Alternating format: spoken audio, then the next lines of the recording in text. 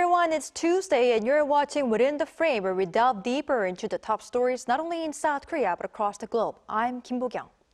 Washington's attempt to keep China in check regarding the chip industry is causing worries for South Korean chip makers. Recently, the U.S. announced specific requirements for the U.S. chip manufacturing subsidy program under the Chips and Science Act that was passed in July.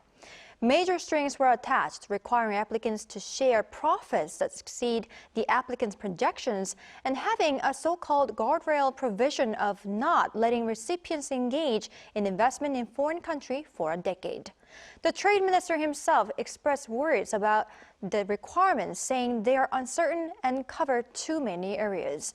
What are some specific provisions that are causing concern, and what support and diplomatic efforts should be made for South Korea's chipmakers to tackle the challenges? For an in-depth analysis of U.S. CHIPS Act and its conditions that South Korean chipmakers are worried about, we invited Yang Jun-seok, professor at Catholic University of Korea. Professor Yang, welcome to the show. Happy to be here. All right, and we also have Andy Moak, Senior Research Fellow at Center for China and Globalization. Mr. Moak, welcome and thank you for your time. Glad to be here. All right, first question to Professor Yang. South Korea logged an on-year decline in exports for the fifth consecutive month in February, mainly due to chip exports plunging 42.5% on year. Why are chip exports faltering so much? Well, there's multitude of reasons, the biggest being the slowdown in the global economy. The IMF estimates that this year's growth rate will only be 2.9%.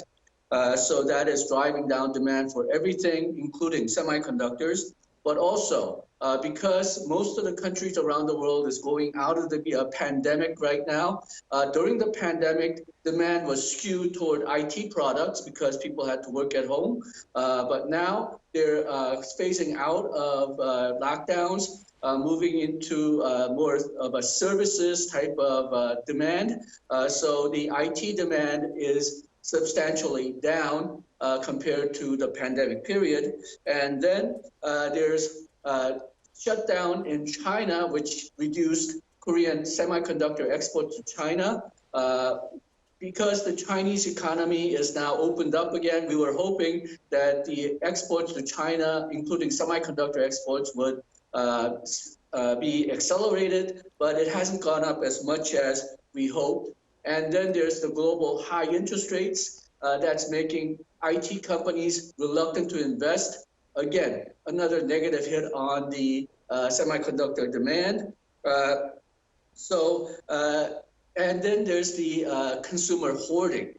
During the pandemic, because of the supply chain problems, a lot of companies which use semiconductors piled up their inventories, and now they're getting rid of it. So that is all hitting semiconductor sales and exports. It should be noted that it's not just Korean companies, American and European, as well as other Asian semiconductor manufacturers are experiencing reduction in demand as well. Right. So there are many reasons why the chip industry overall is facing these kind of challenges and hardship. Now, Mr. Moak, the inventory to sales ratio for chips reached 265.7% in January, which is the highest since March 1997. It seems that chip makers are facing challenges that will not end in the short term. Is this right? Well, I think we have to see. So you're right that inventories are at historic highs. Prices are also at historic lows. So, for example, one of the benchmark DRAM memory chips, the price is at 25% of what it was 4 years ago. So it's a 75% decrease in price. So I think there is indeed a lot of short-term pain on semiconductors, in particular companies like Samsung and SK Hynix. Looking ahead, China, I think, is one bright spot. The economy is bouncing back. We're looking at more than 5% growth this year. But again, what darkens the future are geopolitics, because we know that semiconductors are a key intermediary good. And where there are increasing obstacles, in particular geopolitical risks to global trade, that is going to dampen demand for consumer electronics, other products and appliances that use chips, which, of course, South Korea produces a lot of. So I think we have to wait and see.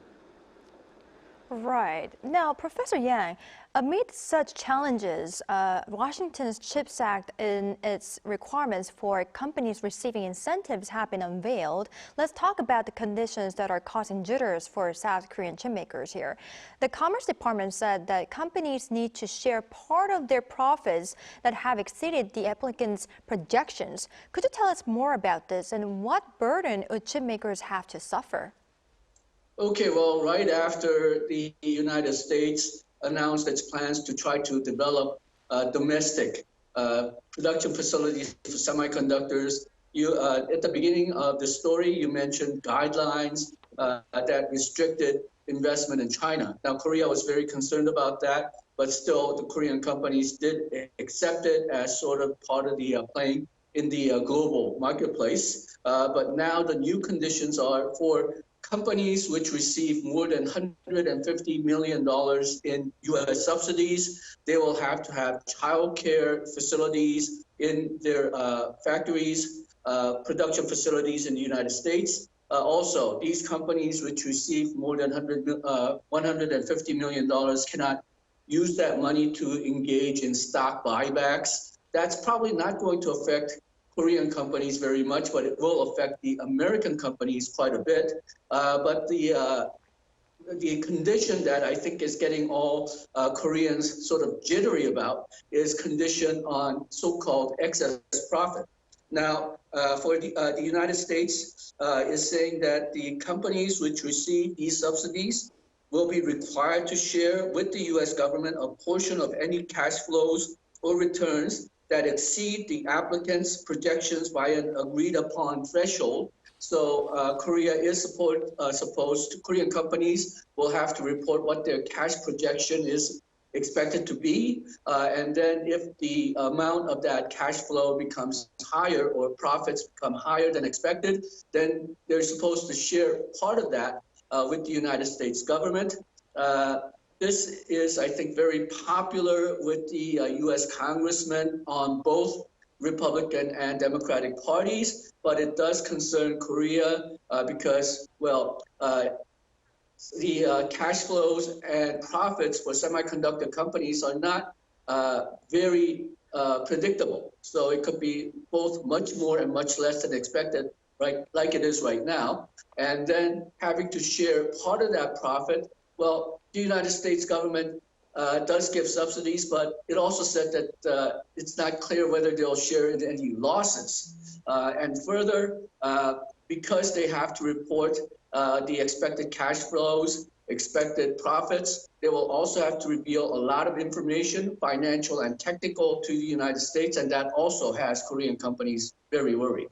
Right. So all those reasons are making, like you said, South Korean companies very worried about this U.S. CHIPS Act. And like our Professor Yang pointed out before, Mr. Mok, other major strings were attached to the incentive program. And they are asking recipients to allow the U.S. government access to facilities and plans to provide child care facilities for employees and construction workers. Is it fair to say that the requirements are a bit excessive, even for a subsidy program? Well, I think this really depends on what your objectives are. So I know one of the motivations for these policies is to make it easier to hire workers, because we know that one of the biggest challenges for the semiconductor industry, especially on the manufacturing side, is hiring enough technical staff, production staff to work 24/7. So this is meant to make it easier for women to join the industry. So I think in and of itself, it's not necessarily a bad idea. The concerns I have, though, are really around two areas. I think, first of all, as Professor Yang said, what the U.S. government is offering is less revenue, less profits. And if I can make a quick contrast, we look at China with Zhengzhou, or sometimes it's called the iPhone City, which became a base for iPhone manufacturing throughout the world. The government provided a lot of incentives that increased revenue and increased profits. And I think that is what attracts multinationals, not the reverse. The other is, can the government, the US government, actually implement this? And I think it's a case of China envy here, meaning that they see China like Zhengzhou doing these policies that are very successful. But they're actually much more complicated than just saying we're going to offer childcare, we're going to offer X billion dollars of subsidies. There's a lot of coordination of policy at the national, state, and municipal level, and the devil's in the details. And so far, I don't think the U.S. has had a lot of real experience with this. So we have to see. It may work. It may turn out to be a disaster. So again, I think we have to wait and see. Right. So you're saying that U.S. forcing companies to have less profit might make U.S. territory quite an unattractive, place to, invest in terms of chip industry, right? Well, certainly the U.S. is an enormous market. It has a lot of advantages. And I think that if it's able to live up to its beliefs, its professed beliefs and ideology of free markets, companies making their own decisions, produce the best results, that might be better rather than, trying to copy, what has worked for China and for companies doing business in China. Which may not work as well.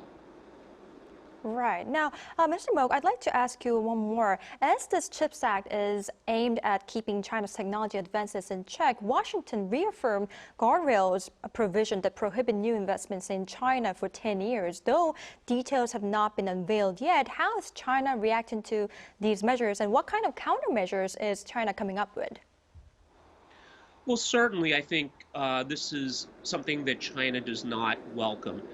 But we have to recognize, too, that the economic gravity globally is and has shifted east. So we look at the Regional Comprehensive Economic Partnership, the growth in South Asia, the growth in China, that a lot of the economic opportunities and dynamism is here. And in this way, I think these measures are short-sighted. Second, we need to also recognize from a technology perspective that many in the semiconductor industry are concerned about the end of Moore's Law, where computing performance doubles roughly every 18 months. And what this means is that it'll be any country that is in the lead, like the United States, will be unable to sustain that lead going forward because we're just going to hit kind of a point of diminishing returns here. So finally, I want to say, too, that the barriers here are not entirely technological, but mostly political. So there's going to be enormous and growing pressure from companies, from the governments of countries like Korea, who recognize the importance of markets like China and those in Asia, and being excluded from them is really going to be very bad for those companies and those countries. Right. Now, Professor Yang, as our Mr. Moak pointed out, both Samsung Electronics and SK Hynix have already invested in China and are very much heavily dependent on Beijing regarding exports, as far as I know. How reliant are they, and what impact will this guardrail condition have on South Korean chip makers and, of course, South Korea's overall economy? Well, reportedly SK Hynix's Wuxi plant in eastern China accounts for about half of Hynix DRAM production, and Samsung's plant in Xi'an takes about 40% of the NAND flash memory production. So the Chinese factories do take significant proportion of total production by both Hynix and Samsung. But I think another factor that has to be considered is that even though the United States is giving a substantial subsidy to these companies to build factories in the United States, it's not quite clear yet whether they will be able to make those semiconductors and sell it at a competitive price compared to what's coming out of China or even Korea. There's a very good possibility that American-made chips will be more expensive because labor costs and other costs are just higher in the United States, and how that figures into the supply chain in the United States and elsewhere, we'll have to see, because we'll have to see how higher the American made chips are going to be. That's one of the reasons why the production moved out of the United States to other countries. But I think Samsung and Hynix are also getting a lot of this feeling that the United States has changed the deal, and they have to pray that the U.S. doesn't change the deal any further. Right, I see. Now, Mr. Moak, with so many conditions attached, some experts are calling the subsidies program a poison chalice for chipmakers, of course, including Samsung Electronics and SK Hynix. But still, many say chipmakers will have no other choice but to apply for the program. What are your thoughts? No, I think that's absolutely correct.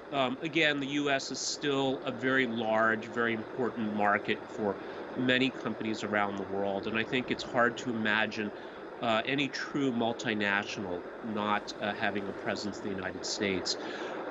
But the thing we also have to point out, too, as Professor Yang said, there's a cost question of producing in the United States, but there's also other related issues as well. So I'll come back to this iPhone City Zhengzhou example, in that the government there plays a very key role in recruiting people. So hundreds, I believe it's more than 300,000 people were producing iPhones. Is that something that the different levels of the U.S. government can do? Can they help with permitting, making sure that power, utilities are available at reasonable cost? And of course, this has cost implications, but it also has operational and productivity implications as well, which are related to cost, but not exactly the same. So I think, again, so companies are going to face this challenge with this poison chalice, but at the same time, money is fungible. Big corporations hire some of the smartest people in the world, and I'm sure they're actively looking for bureaucratic legal solutions that will let them continue to sell in the U.S., perhaps in a less cost-effective way, but at the same time benefit from the dynamism and the real growth in global growth, which is in Asia. And I can't imagine any company, whether you're Samsung, SK Hynix, even Intel, Qualcomm, NVIDIA, that is not actively looking for ways to benefit from the China growth story and the Asia growth story. Right, I see. Now, Professor Yang, though much efforts are reportedly going to be made by government officials, some say summit-level diplomatic efforts will be needed, such as diplomacy by President Yoon Suk-yeol to protect Korean chip industry. What kind of efforts should be made? Well, I'm not sure if government can do a lot in this case, because government has more to worry about than just semiconductor production. One of the reasons why Korean government even though it is worried about semiconductor companies, is backing this type of investment in the United States. The United States is not only our economic partner, but also defense and global political partner as well. So in order to get cooperation on other fronts, we have to sort of give and take on the semiconductor front.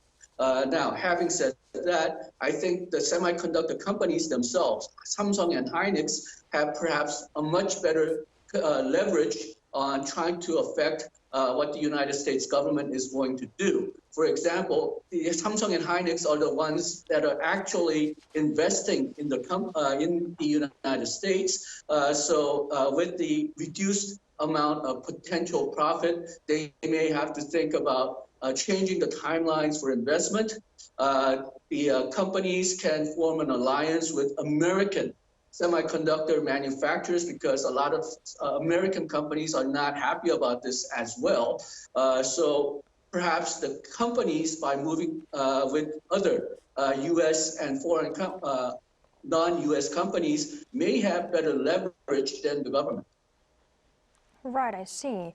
Now, Professor Yang, now to tackle such problems, the government and the ruling People Power Party vowed to provide support for the chip industry. And first of all, they reaffirmed their commitment to pass the K-chips bill to provide a bigger tax deduction rate. And also, they said they're going to provide financial support that is worth around $23 billion for system and memory chips for a 5-year period. Now, in order for such, supportive measures be effectively used, how should they be done?